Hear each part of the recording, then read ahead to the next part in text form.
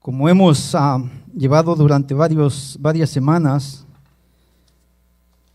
la serie de las victorias divinas del Antiguo Testamento, hoy toca el tema número 8, un tema al cual se le puso por nombre Elías y los profetas de Baal, basado a Primera de Reyes 18, y vamos a comenzar para darle principio leyendo el versículo 20 y 21 para después poder enfocarnos acerca de una victoria divina. Serie Victorias Divinas del Antiguo Testamento, tema Elías y los profetas de Baal, es el tema número 8, basado a Primera de Reyes 18. Y vamos a leer el versículo 20 y 21, donde dice, versículo 20, entonces Acab convocó a todos los hijos de Israel y reunió a los profetas en el monte Carmelo. El 21, y acercándose Elías y todo el pueblo, dijo, ¿hasta cuándo claudicaréis vosotros entre dos pensamientos? Si Jehová es Dios, seguidle, y si Baal, id en pos de él. Y el pueblo no respondió palabra. Señor, te doy gracias hoy en este día, gracias por tus misericordias, porque cada día son nuevas, y nos encomendamos a tu gracia, Señor. Da, Señor, la sabiduría para poder escuchar tu voz y que cada uno de los presentes, Señor, podamos escuchar tu voz, porque muchas veces no ponemos nuestro oído abierto a lo que tu palabra dice. Dame de tu gracia, Señor, y me encomiendo a ti en el nombre de Jesús. Amén. El tema es Elías y los profetas de Baal. Para empezar, vamos a tomar un poquito acerca de lo que es un profeta. El profeta en el Antiguo Testamento, de la palabra hebrea Naví, que es un hombre inspirado por Dios para hablar, entregar el mensaje divino que Dios decía, las cosas que habían de venir. Desde Moisés hasta el último profeta, siempre hablaban a su pueblo las cosas divinas y las cosas que habían de venir. Cuando el Señor les decía a cada uno de los profetas, ve y dile a mi pueblo, ve y dile a mi pueblo, es lo que ellos iban y decían, y muchos de los profetas profetizaron de las cosas que habían de venir. Eso es lo que es un profeta en el Antiguo Testamento. En el Nuevo Testamento, el profeta, de la palabra griega profetéis, que es una persona que habla públicamente, abiertamente, proclamador del mensaje divino, de lo que ya está escrito, de lo que ya tiene todas las escrituras, de lo que ya tiene toda la Biblia. No puede inventar, o puede, pero entonces sería un falso profeta, sino que se tiene que, todo lo que hable, todo ese mensaje divino, tiene que ser basado a lo que ya está escrito. Ese es el profeta en el Nuevo Testamento, el que da el mensaje divino, basado a las escrituras, sin ponerle más y sin quitarle. Entonces, Elías y los profetas de Baal. Ahora, ¿quién era Baal? Baal era el nombre del Dios supremo adorado en el antiguo Canaán y Fenicia. La práctica de la adoración de Baal se infiltró en la vida hebrea. durante la época de los jueces. Se expandió en Israel durante el reinado de Acab. También afectó a todo Judá. La palabra Baal significa Señor, el plural es Baales. En general, Baal era un dios de la fertilidad, que se creía capaz de habitar la tierra para producir cosechas y personas para producir a niños. Diferentes religiones adoraban a Baal de diferentes maneras, y Baal demostró ser un dios altamente adaptable. Varios locales hicieron hincapié uno a otro de sus atributos y desarrollaron denominaciones especiales del baalaísmo. Baal Peor, que fue uno que está en Números 25:3, no lo busquen, Números 25:3, les voy a leer desde el 1, no lo busquen, dice 25:1, moraba Israel en Sittim y el pueblo comenzó a fornicar con las hijas de Moab. El 25:2, las cuales invitaban al pueblo a los sacrificios de sus dioses, y el pueblo comió y se inclinó a sus dioses. Números 25:3, así acudió el pueblo a Baal Peor, y al Baal Peor, del cual les estaba yo hablando, especialmente el baalaísmo, el Baal Peor, así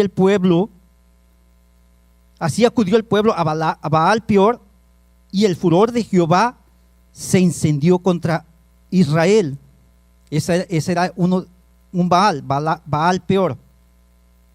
Y Baal Berit está en Jueces 8:33. Son dos ejemplos de estas deidades localizadas.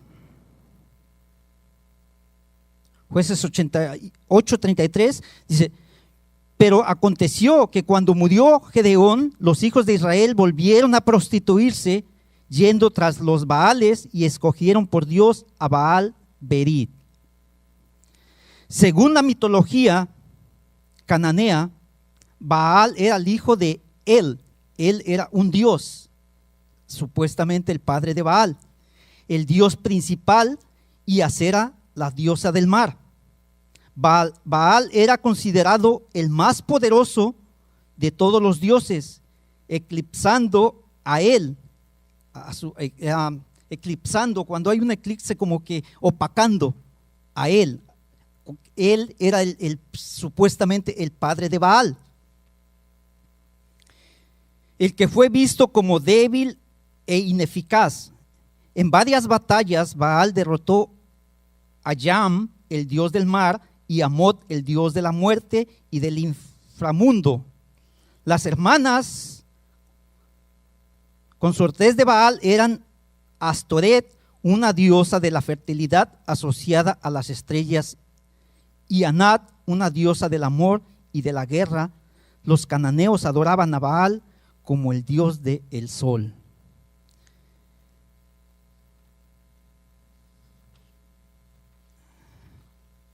El dios de la tormenta.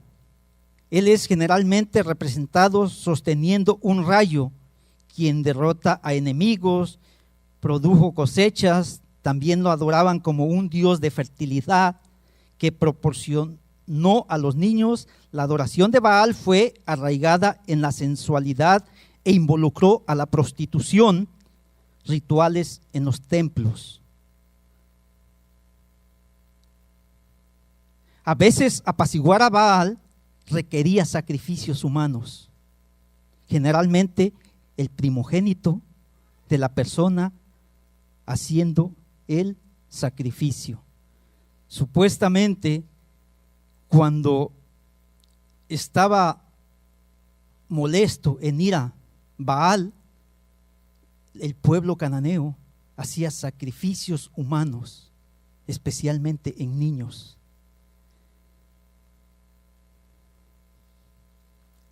Y eso lo vemos en Jeremías 19:5. Y edificaron lugares altos a Baal para quemar con fuego a sus hijos en el holocausto al mismo Baal, cosas que no les mandé, ni hablé, ni me vino al pensamiento.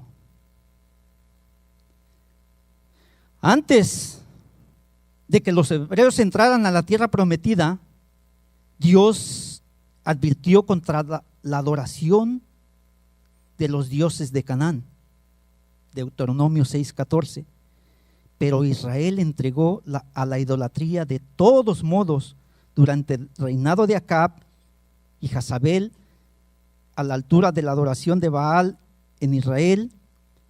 Dios directamente confrontó el paganismo a través de su profeta Elías. Entonces ese era Baal, el hijo de otro Dios llamado El. Pero aquí la Biblia nos está hablando de los profetas de Baal. ¿Por qué les mencioné a quién era Baal? Para que podamos entender un poquito más acerca de estos profetas. Para entenderle un poquito más a este tema, tendremos que basarnos al contexto de todo el versículo 18. Si lo agarramos versículo por versículo explicando, nos llevaríamos bastante tiempo. Yo creo que lo mejor sería solo leerlo para enfocarnos en el versículo 20 en adelante acerca de una victoria divina. Se los voy a leer nada más para que vayamos rapidito y le entendamos un poquito más. En el versículo 18:1 dice: pasando muchos días, vino palabra de Jehová a Elías en el tercer año, diciendo: ve, muéstrate a Acab, y yo haré llover sobre la faz de la tierra. Recuerden que anterior a Elías ya le había dicho que no iba a llover durante 3 años. El versículo 2: fue pues Elías a mostrarse a Acab, y el hambre era grave en Samaria. Acab llamó a Abdías, su mayordomo, y Abdías era en gran manera temeroso de Jehová. Abdías era un servidor de Acab, era un siervo, un soldado, vamos a llamarlo así, que era temeroso a Dios. Él era uno de los que menos se había prostituido, adorando a los dioses de Baal. Porque cuando Jezabel, Acab llamó a Abdías, el mayordomo, Abdías era en gran manera temeroso de Jehová, pero cuando Jezabel destruía a los profetas de Jehová, Abdías tomó 100 profetas y los escondió de 50 en 50 en cuevas y los sustentó con pan y agua.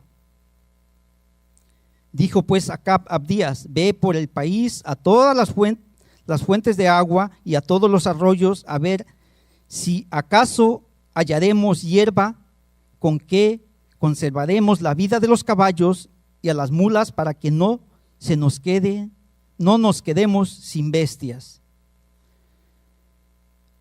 En este tiempo había una gran sequía por causa de lluvia que el profeta Elías le había dicho a Acab.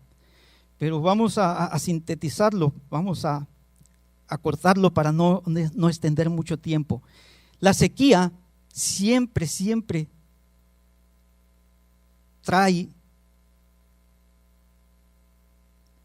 consecuencias de que nos hace falta.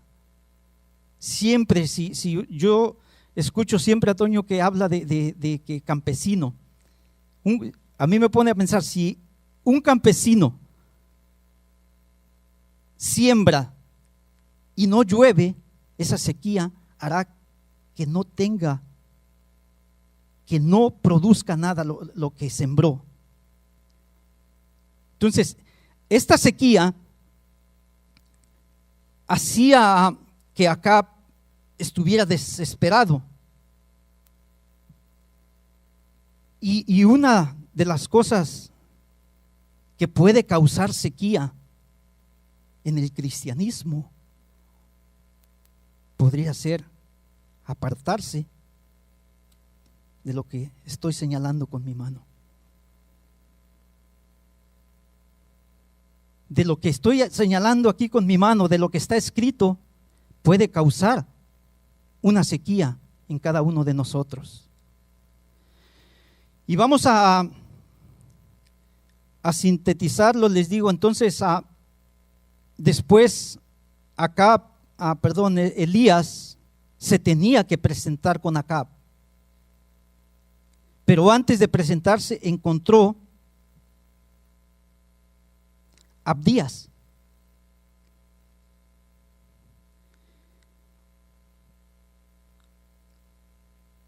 Entonces, cuando se encontró con Abdías,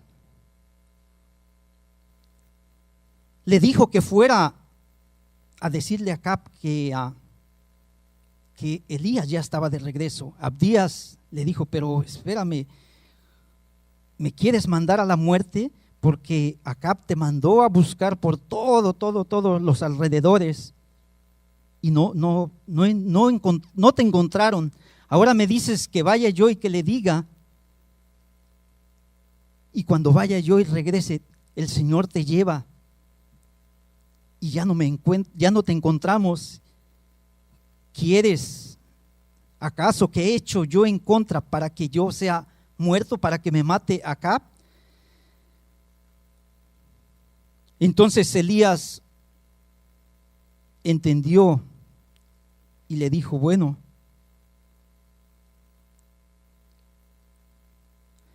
voy a ser yo quien me presente con Acab.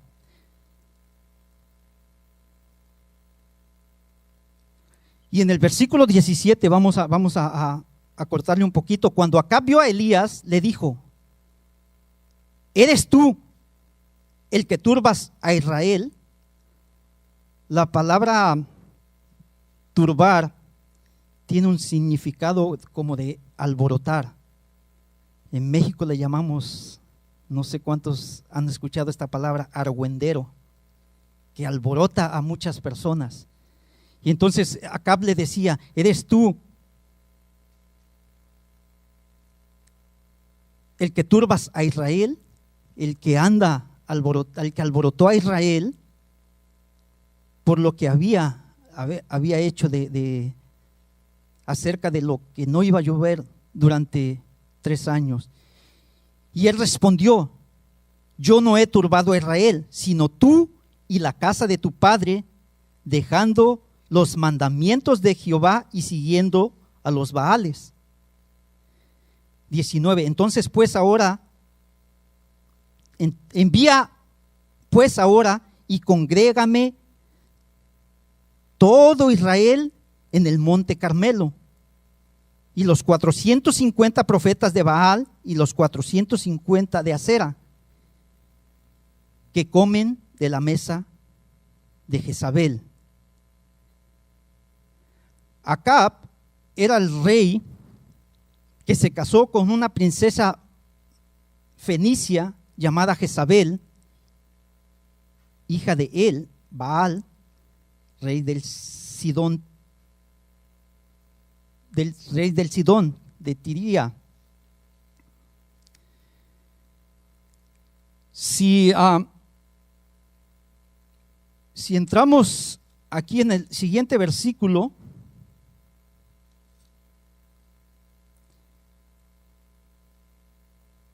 es obvio que Acab tiene muy poco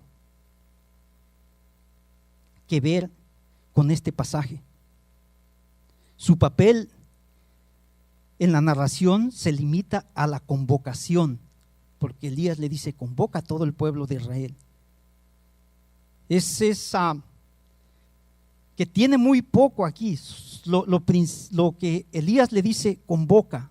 Y lo vamos a ver más adelante, porque Acab en estos versículos que vamos a estudiar o que vamos a tratar de entender, muy poco, sino solamente cuando le dice convoca a todo el pueblo de Israel. Así que es obvio que Acab tiene muy poco que ver con este pasaje. Su papel en la narración se limita a la convocación del pueblo para que presencien el supuesto forcejeo entre Elías y los profetas de Baal. En el tiempo de Elías, cuando todavía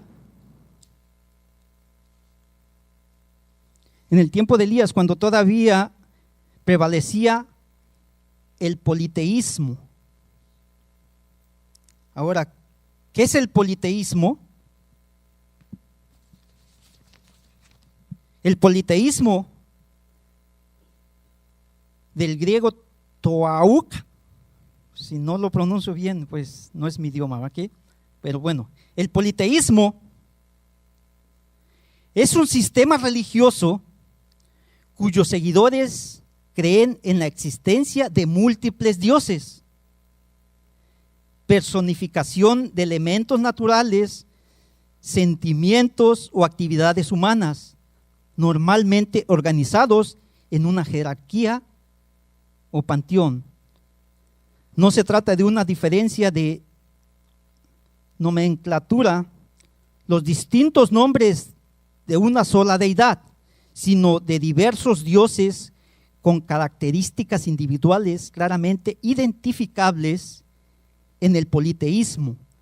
Cada deidad puede ser honrada e invocada de manera individual dependiendo de los aspectos que se le atribuyen.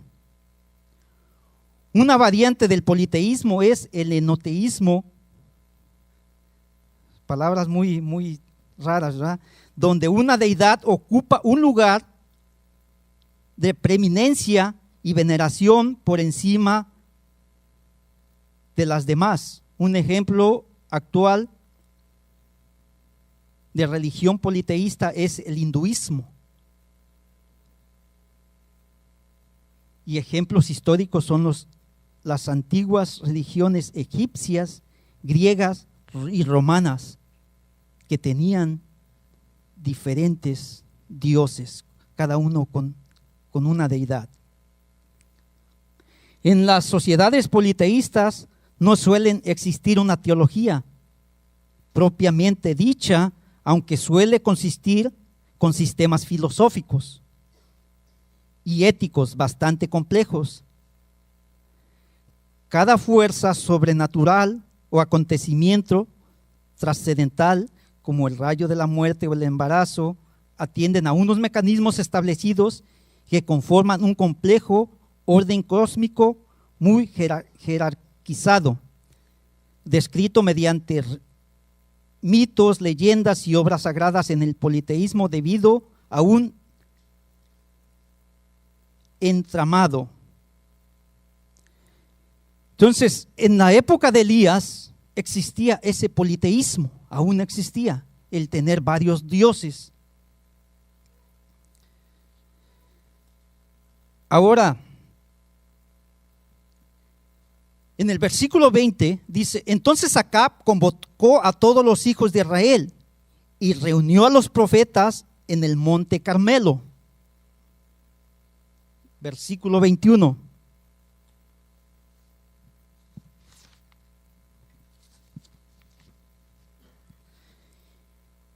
Y acordándose Elías, y acercándose Elías a todo el pueblo, dijo: ¿hasta cuándo claudicaréis vosotros entre dos pensamientos?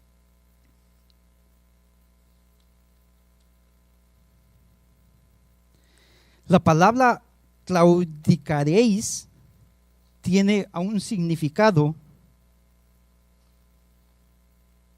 de como de renguear, vamos a decirlo así, como que vas para un lado y para otro, no sabes si te vas para este lado o te vas para otro. Les dice: ¿hasta cuándo vas a claudicar, vas a irte de un lado o de otro entre dos pensamientos? Porque recuerden que todos los hebreos se les había enseñado el Shema. Si no saben acerca del Shema, el Shema no es la persona que vive en México. Shema es está en Deuteronomio 6:4, donde a Moisés les habla al pueblo hebreo, donde le dice, oye, esa es la palabra Shema en el hebreo, oye, Israel, tu Dios uno solo es. Entonces, aquí Elías les decía, ¿hasta cuándo van a seguir con con ese pensamiento de Baal y del Dios de Israel? Desde pequeños, los hebreos siempre han sido instruidos con el Shema, enseñándoles, oye Israel, tu Dios uno solo es. Deuteronomio 6:4. Si leemos todo el Deuteronomio 6, ahí dice los mandamientos de cómo instruir, de cómo se debe de instruir desde pequeño al niño, de que escriba en las paredes, de que escriba en todas partes, de conducirlos a que Dios uno solo es.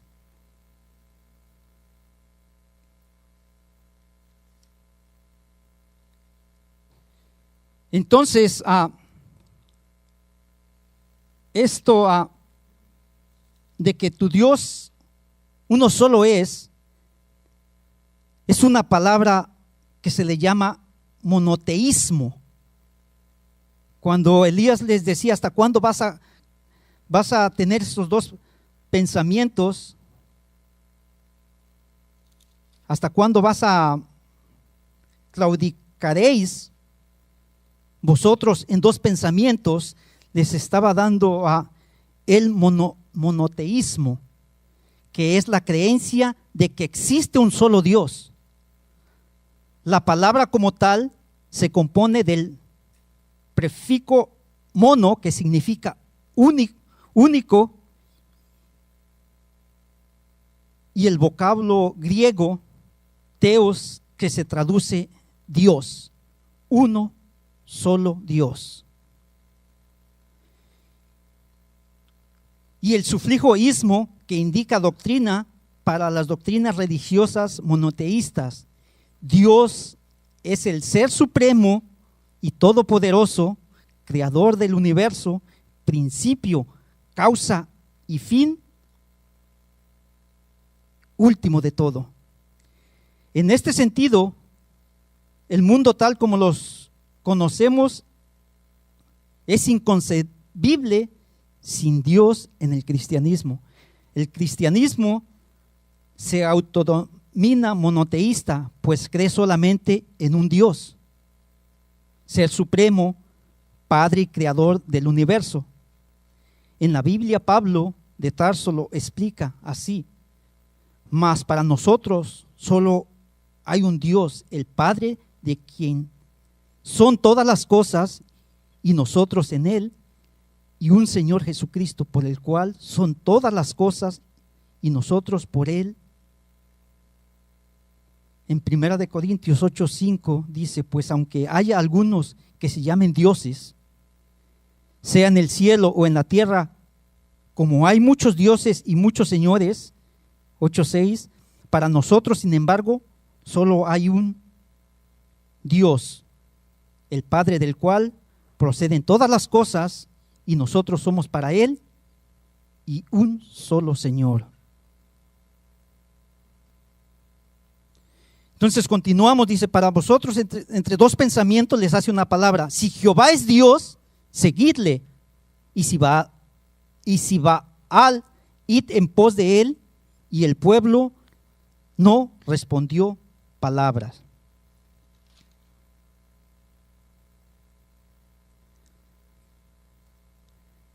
Escuchen la pregunta que Elías les hace.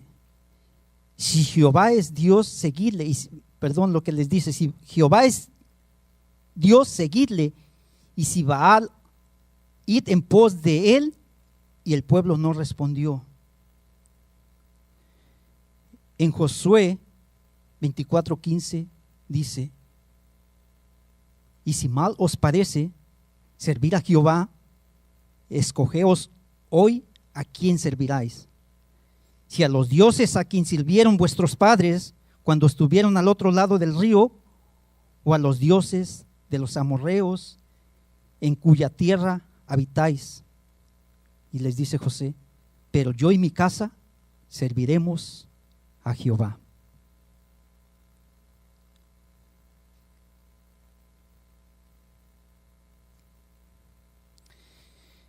En el versículo 22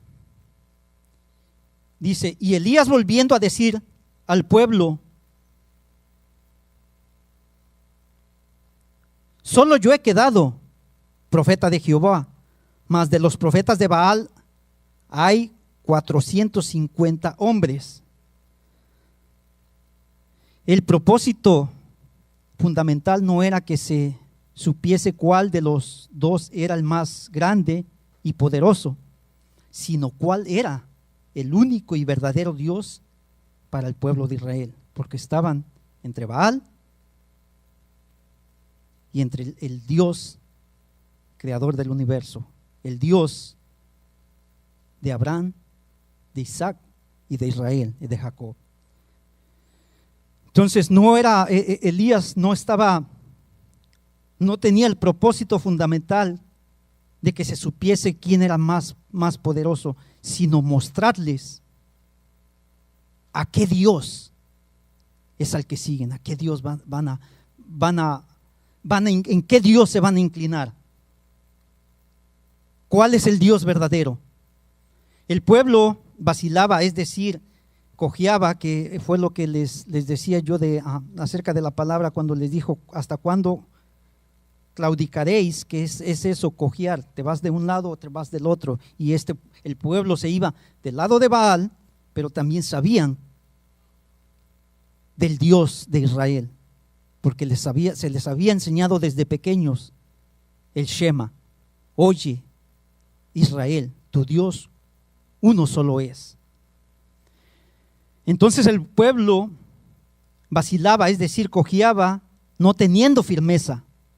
Quería servir a Jehová, al Dios creador del firmamento, y servir al Baal al mismo tiempo.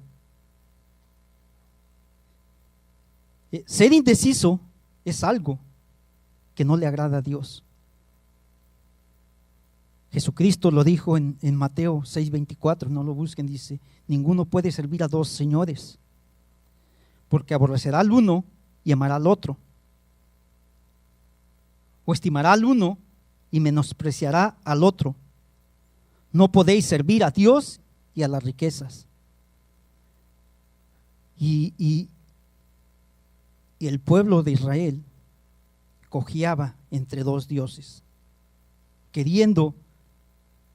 siguiendo a Baal, pero sabiendo que existía el Dios de Abraham, de Isaac y de Jacob. En el versículo 23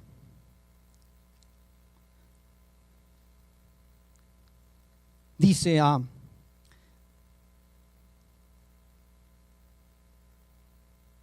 leímos el 22, ¿sí, verdad? Sí, lo leímos. Bueno, el 23: désennos pues 2 bueyes y escojan ellos uno y córtenlo en pedazos y pónganlo sobre la leña, pero no pongan fuego debajo, y yo prepararé el otro buey y lo pondré sobre la leña, y ningún fuego pondré debajo. Versículo 24: invocad luego vosotros el nombre de vuestros dioses. Le está diciendo a los profetas de Baal: invocad luego vosotros el nombre de vuestros dioses, y yo invocaré el nombre de Jehová, el Dios que respondiere por medio de fuego, ese sea Dios. Y todo el pueblo respondió diciendo: bien dicho. El fuego del cielo sería la respuesta verdadera para tomar una decisión final.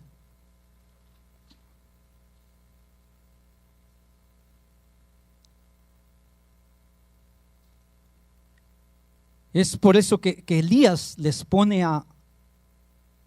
trata de mostrarles, de enseñarles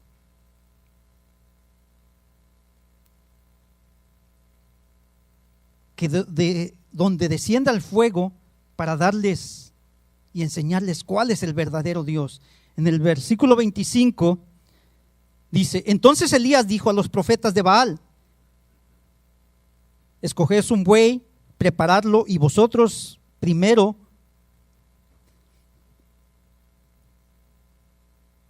pues que sois los más, o sea, ustedes son muchos más, yo solo soy uno, e invocad el nombre de vuestros dioses, mas no pongáis fuego debajo.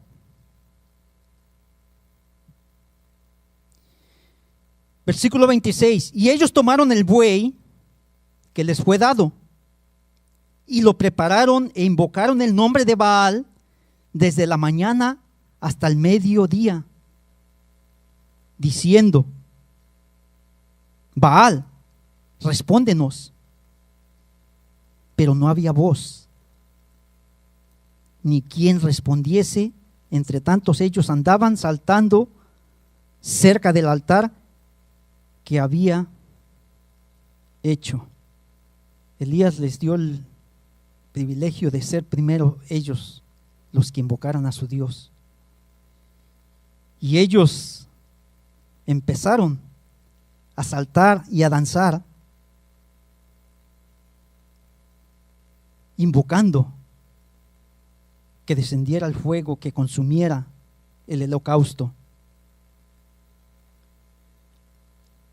Y en el 27 dice: y aconteció al mediodía que Elías se burlaba de ellos.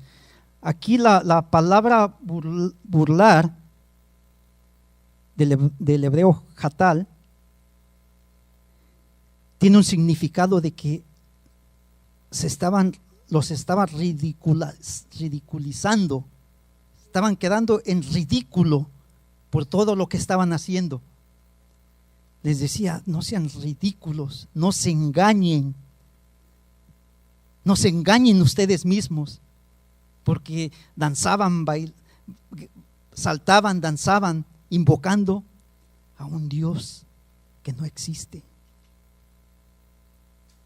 a un Dios que no tiene el poder. Entonces, cuando dice que se burlaba de ellos, les decía: no sean ridículos, no se engañen ustedes mismos, pero griten en alta voz, gritad en alta voz, porque Dios quizás está meditando, o tiene algún trabajo, o va de camino, tal vez duerme, y hay que despertarle. ¿Se dan cuenta? Aquí no era que se burlaba así como de carcajada, sino que los estaba ridiculizando. Le estaba diciendo: son unos ridículos porque todo lo que hacen. Pero síganlo, continúen, desengáñense, no se engañen ustedes mismos. Sigan. Tal vez esté ocupado, tenga algún trabajo, o va de camino, o tal vez duerme, y hay que despertarle. En el versículo 28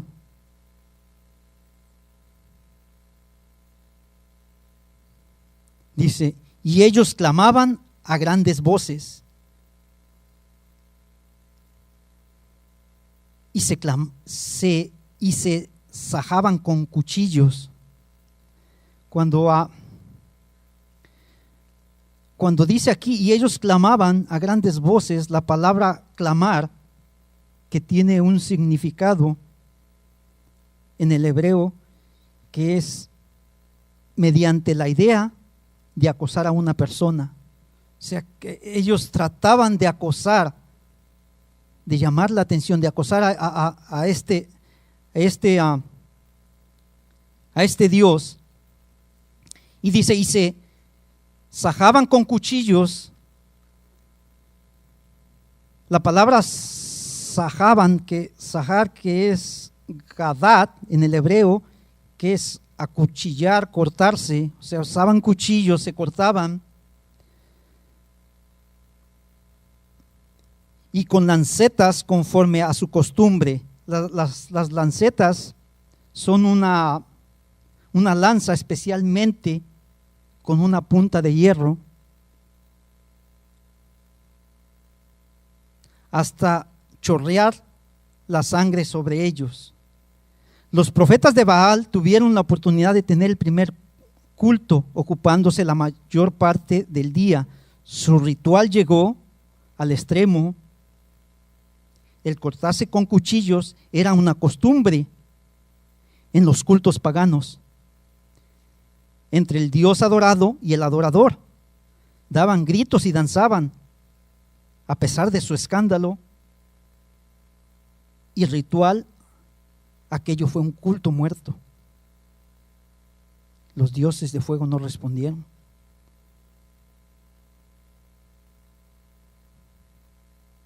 En el versículo 30 dice: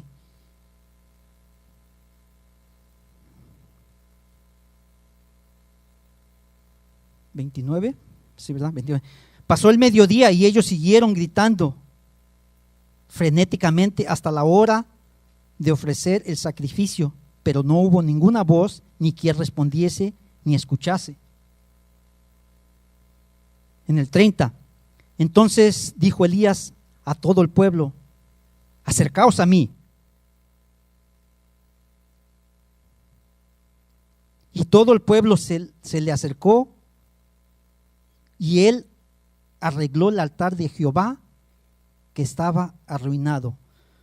Cuando Elías habla aquí de la palabra arreglar,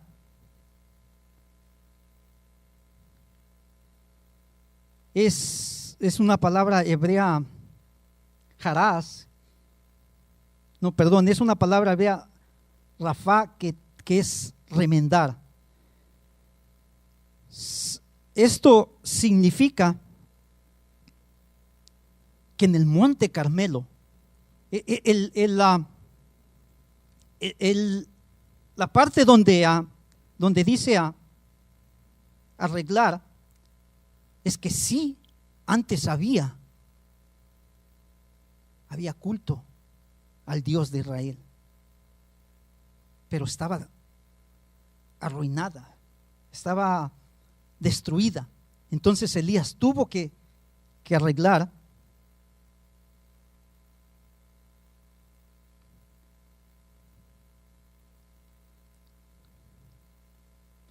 Dijo, y arregló el altar de Jehová que estaba arruinado. O sea, lo tuvo que reparar, lo tuvo que arreglar. Y esto significa que sí existía un altar para adorar al Dios de Israel. En el 31, y tomando Elías 12 piedras, conforme al número de las tribus de los hijos de Jacob, las 12 piedras parecen figurar la unidad gloriosa del antiguo Israel. Éxodo 24:4 dice: y Moisés escribió todas las palabras de Jehová, y levantándose de mañana edificó un altar al pie del monte y 12 columnas según las 12 tribus de Israel.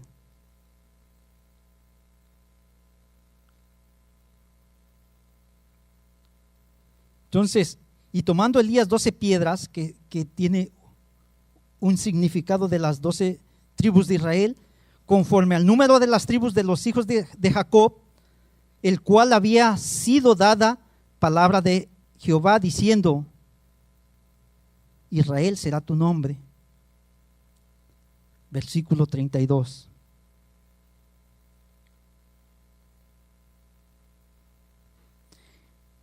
edificó con las piedras un altar en el nombre de Jehová. Después hizo una zanja alrededor del altar en que cupieran 2 medidas de grano. Preparó luego la leña, cortó el buey en pedazos y lo puso sobre la leña. Y dijo: llenad 4 cántaros de agua y derramadla sobre el holocausto y sobre la leña. Y dijo: hacedlo otra vez. Y otra vez lo hicieron. Dijo aún: hacedlo la tercera vez. Y lo hicieron la tercera vez. En el 35 dice: de manera que el agua corría alrededor del altar, y también se había llenado de agua la zanja. Pongan atención a todo lo que está haciendo. Hizo una zanja, le echó agua, se llenó la zanja de agua, y todo esto era para demostrar quién era el Dios verdadero. Todo lo que Elías estaba haciendo en el altar era para demostrarle, y no a los profetas de Baal, sino al pueblo de Israel, porque estos andaban, como digo, cojeando en Baal y el Dios de Abraham, de Isaac y de Jacob. Entonces todo lo que Elías hace para demostrarle, para que se dieran cuenta.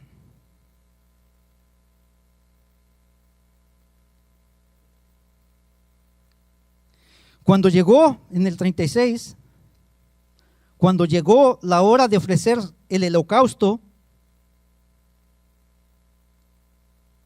se acercó el profeta Elías y dijo: Jehová, Dios de Abraham, de Isaac y de Israel, sea hoy manifiesto. Aquí encontramos la palabra clave: manifiesto. La palabra manifiesto, que es demuestra, que conozcan quién eres tú. Esta es la palabra clave de todo lo que estamos viendo.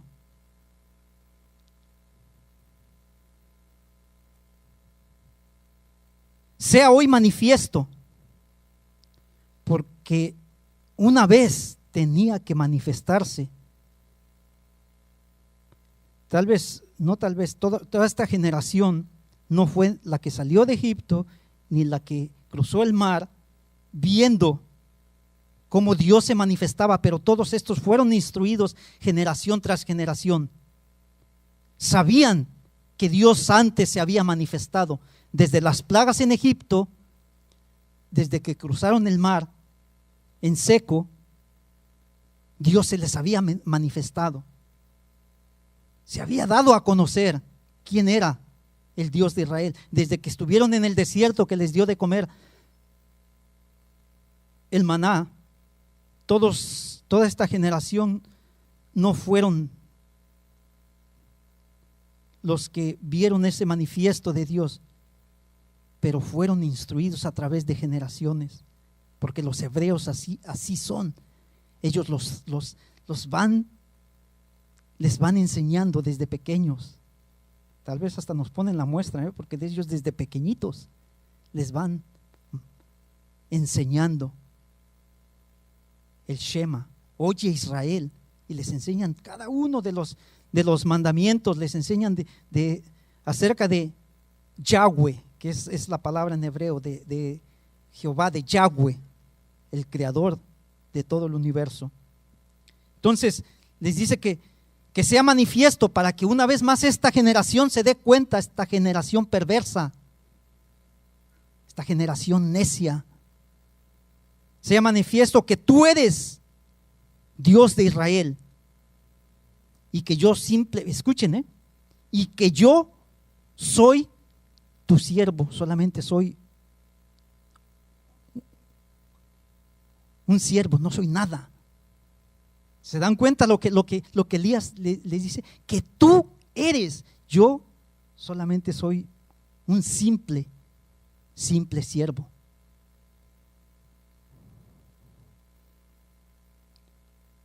Y que por tu mandato tuyo he hecho todas estas cosas.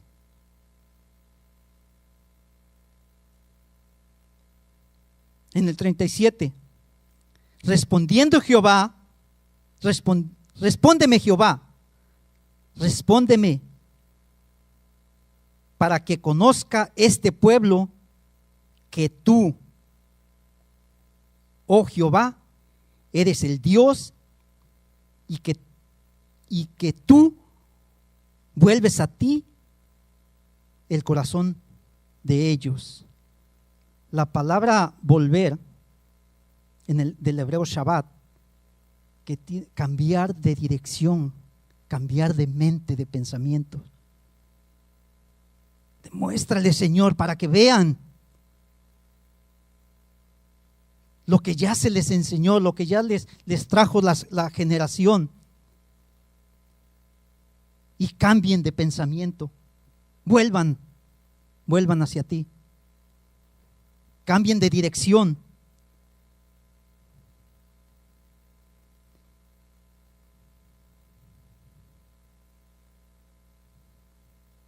Dice, para que conozcan este pueblo que tú, oh Jehová, eres el Dios y que tú vuelves a ti el corazón de ellos. La plegaria del hombre justo para que desde el cielo cayera el fuego sobre el sacrificio y lo consumiera todo. Era una plegaria de un simple siervo que no es nada, sino que él dice: yo solo hago lo que tú me dices. Entonces cayó fuego de Jehová y consumió el holocausto, la leña, las piedras y el polvo, y aún lamió el agua, y aún lamió el agua que estaba en la zanja. El profeta demuestra que si Jehová respondía, venía en respuesta al clamor de un hombre justo para que todo el pueblo supiese quién era el verdadero y único Dios de Israel. En Primera de Reyes 18:39 nos continúa diciendo, dice: viendo todo el pueblo, se postraron y dijeron: Jehová es el Dios, Jehová es el Dios. Los resultados de este hecho extraordinario, la respuesta no se hizo esperar. Jehová es el Dios, decían. Yahweh es el Dios de Israel. Jehová es el Dios. Y se postraron, cayeron como un reconocimiento de la soberanía de Dios, aceptando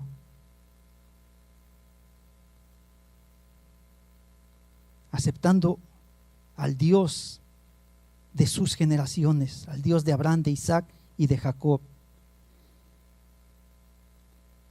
Las palabras que leímos antes, cuando Elías le dice: muestra, que se den cuenta, porque yo solamente hago lo que tú me dices, es que la victoria siempre será del Dios creador de todo el universo. Porque ahora no se ha reconocido que toda victoria divina, es del creador de todo el universo. De cada uno de nosotros no es nada. Cada uno de nosotros somos unos simples siervos, que siempre la victoria viene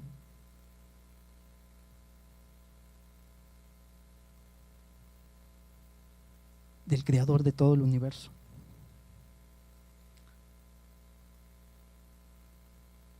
Elías nunca le dio ninguna propuesta.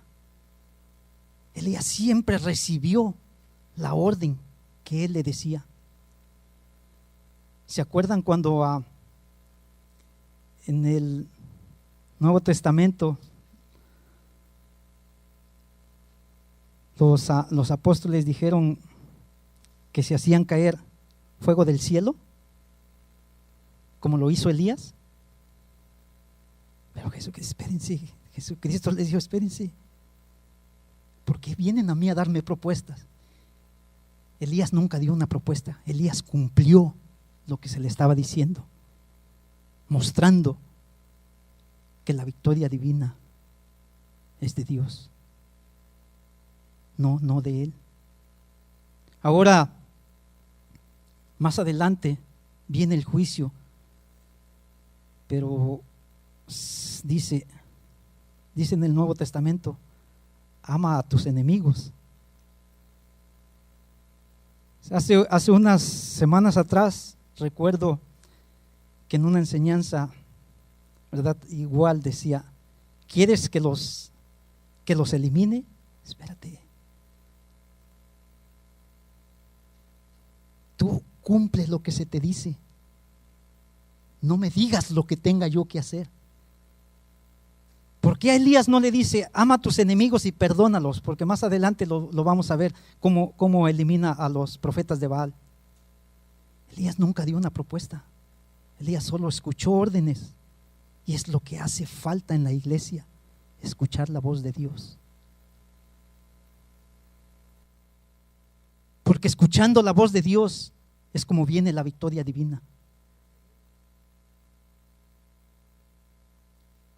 Si no escuchamos esa voz, queremos dar a sugerencias propias, y déjeme decirle que vamos a ser avergonzados. Si no escuchamos esa voz divina, por eso es importante escuchar y poner atención de cada una de las palabras que está escrito en este libro. Así fue como Elías lo hizo, escuchando la voz de Dios. Él mismo lo dijo: yo solo soy un siervo tuyo, que hago lo que tú me dices. Elías nunca mencionó: ¿quieres que ahora consuma con todos estos falsos profetas? Porque eran unos falsos. Elías solo escuchó.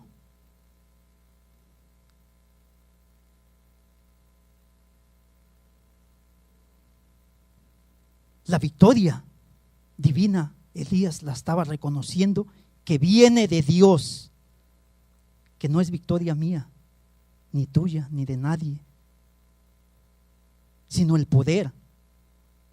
Y la victoria viene a través de Dios, escuchando la voz de lo que Dios dice. Por eso muchas veces somos avergonzados. Elías, fíjate, era uno contra 450.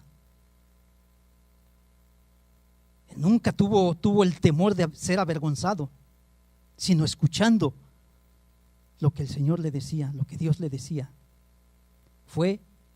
Hizo cada cosa como Dios le había dicho. Descendió fuego del cielo para mostrarles, no a los falsos profetas, sino para mostrarle a su pueblo, manifestarse de que el poder y la victoria siempre será de Dios.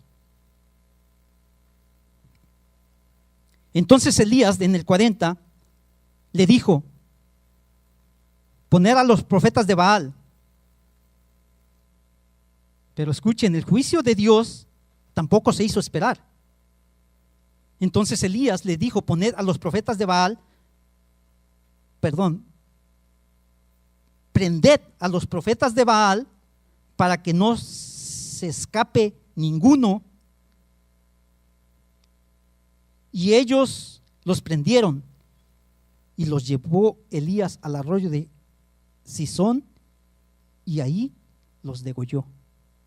¿Se dan cuenta que Elías solo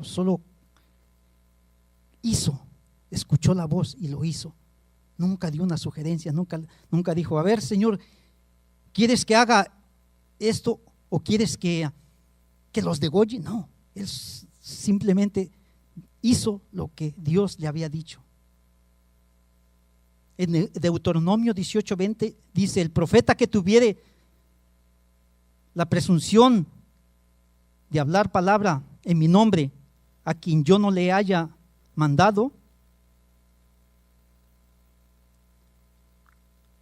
hablar, o a quien yo no le haya mandado hablar, o que hablare en nombre de dioses ajenos, el tal profeta morirá. Deuteronomio 13:6 dice: si te incitare tu hermano, hijo de tu madre, o hijo de tu hija, de tu mujer, o de tu amigo íntimo, diciendo en secreto: vamos y sirvamos a dioses ajenos que ni tú ni tus padres conocisteis. 13:7 de Deuteronomio. De los dioses de los pueblos que están en vuestros alrededores, cerca de ti o lejos de ti, desde un extremo de la tierra hasta el otro extremo de ella. 13:8. No consentirás con él, ni le prestarás oído, ni tu ojo le compadecerá, ni le tendrás misericordia, ni lo encubrirás. En el 9, sino que le matarás. Tu mano se alzará primero sobre él para matarle, y después la mano de todo el pueblo. Versículo 10. Le apedrearás hasta que muera, por cuanto procuró apartarte de Jehová tu Dios, que te sacó de la tierra de Egipto, de casa de servidumbre. Para que todo Israel oiga y tema, y no vuelva a hacer en medio de ti cosa semejante. En el Antiguo Testamento, o Antiguo Pacto, yo le llamo Antiguo Pacto, la ley decía que todo falso profeta que hablara en el nombre de Dios, o que tratara de conducir a diferentes dioses, tendría que ser muerto. En el Nuevo Pacto, desafortunadamente, ya no lo es. Si no, imagínense cuántos habría ya, porque hay muchísimos. Jesucristo lo dijo, que se levantarían falsos profetas, que aún a los escogidos podrían engañar.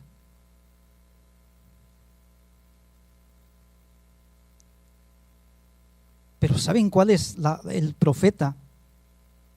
Es lo que Pedro nos dice en 1:19, dice: tenemos también la palabra profética más segura. Por eso es importante siempre que cada que escuchemos a alguien que se para enfrente, poner atención. Porque dice: tenemos también la palabra profética más segura, a la cual hacéis bien en estar atentos, como una antorcha que alumbra un lugar oscuro, hasta que el día aclarezca y el lucero de la mañana salga en vuestros corazones. Esta es la palabra. Así que un profeta que que induce, porque déjeme decirle que si nosotros no ponemos atención, todo aquel que proclama lo que ya está escrito, proclama las profecías, porque en el nuevo pacto ya no hay nuevas revelaciones. La última revelación fue en el libro de Apocalipsis. Esa fue la última revelación, donde nos reveló a través de Jesucristo, el apóstol. Ya no hay nuevas revelaciones, ya no hay más que agregar ni que quitar de la palabra profética, la más segura. Por eso tenemos que estar atentos. ¿Y saben por qué? ¿Por qué tal vez no estamos atentos? Porque no hemos construido así como Elías construyó el altar, porque ese altar tal vez esté destruido, ese altar tal vez esté olvidado. Por eso muchas veces no entendemos, queremos y compartimos y lo leemos como si fuera un libro cualquiera, sin ver lo que nos está diciendo cada una de las palabras. Y a través de eso viene la victoria, porque si no vamos a ser avergonzados.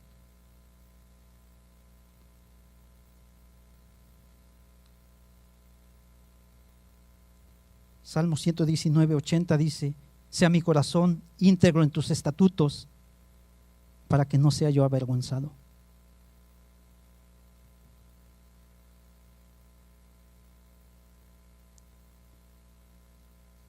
Y vuelvo y repito, la victoria fue del Dios de Abraham, de Isaac y de Jacob, Yahweh, Jehová. Elías reconstruyó, reparó el altar olvidado.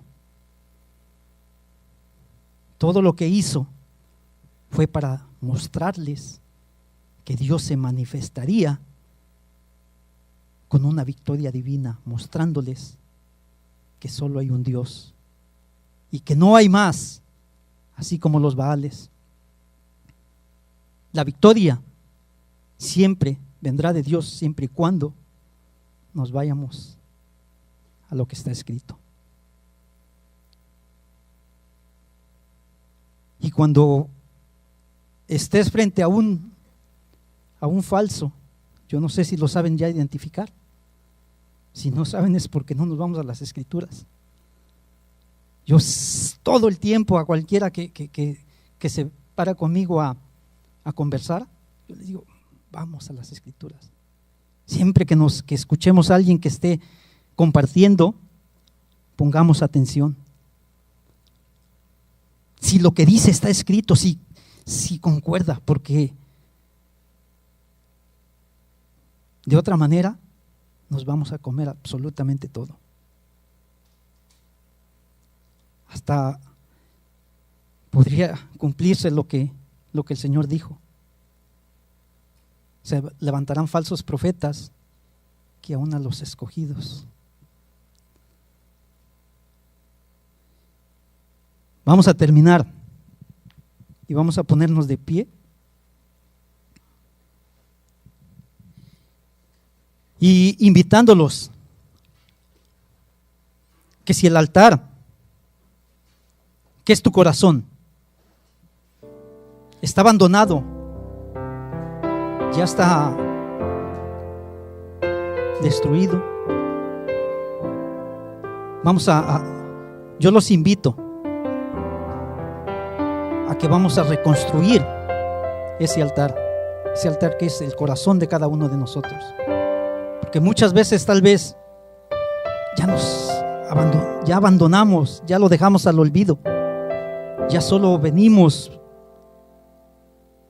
por compromiso, por estar aquí solo para escuchar. Muchas veces yo les he dicho y se lo seguiré diciendo, nosotros hablamos de una religión la cual casi la mayoría que se dice ser seguidor de Jesús siempre los ataca. Pero muchas veces suele suceder que estamos igual o tal vez hasta peor, porque por lo menos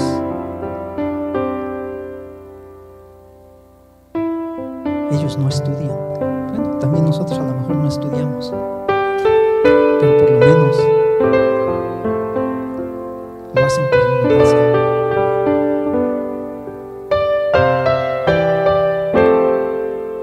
Elías construyó el altar, lo remodeló. Ese altar olvidado, tal vez el corazón de nosotros, que puede ser el altar, está olvidado. Y vamos a reconstruirlo.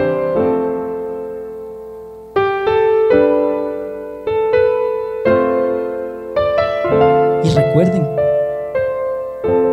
la victoria siempre vendrá a través del Creador del universo. Nunca se les ocurra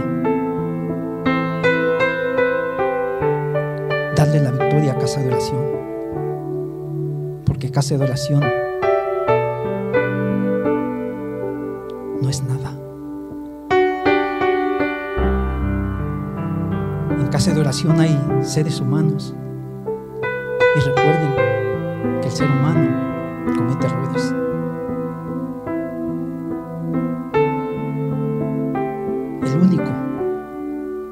El único, no hay otro.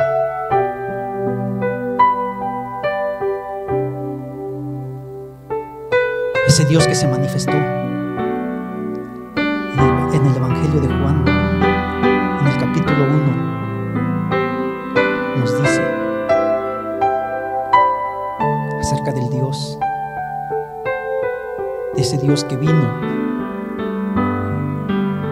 y que triunfó. Pero ¿cómo es que triunfó si lo mataron en una cruz? Pues déjenme decirle que a través de esa muerte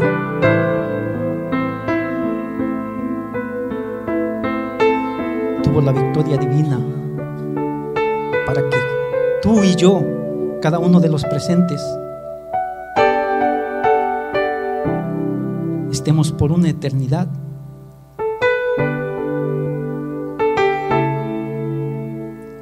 en el momento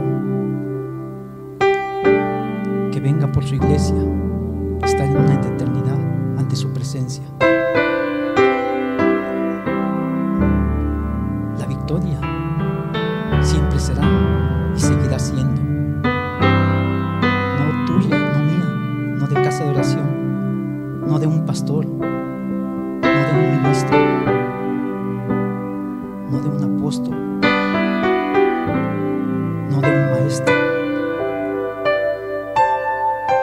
porque todos somos como Elías lo dijo: yo solo hago lo que tú me mandas, pero la victoria, Señor, es tuya.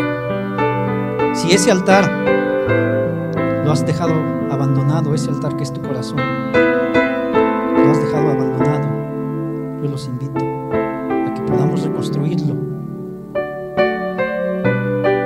para que se manifieste en cada uno de nosotros. Y recuerden, la victoria siempre será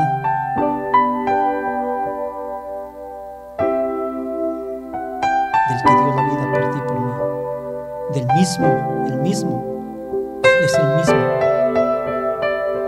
Dios del cual el profeta Elías cumplió cada palabra que le dijo. Señor, te damos gracias hoy en este día, y te damos gracias, Señor, porque reconocemos que siempre la victoria será tuya. Nosotros somos unos simples siervos, Señor.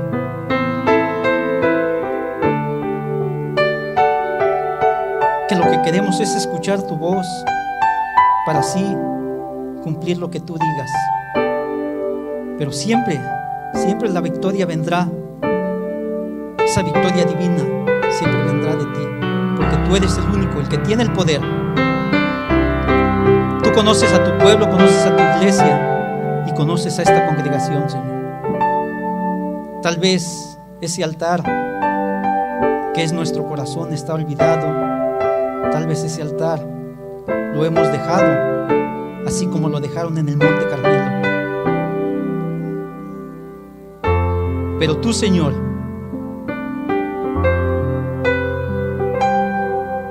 manifestándote, diciendo: oye, tu Dios uno solo es. Nos has dado manifestaciones de muchas maneras.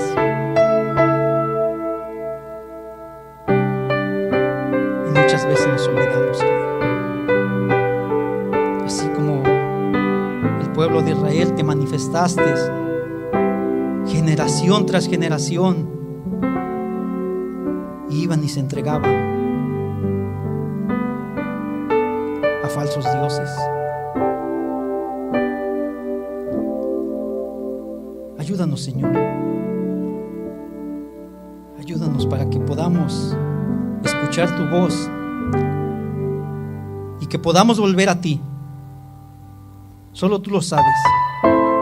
Yo solo te estoy pidiendo que escuches el clamor y la súplica para que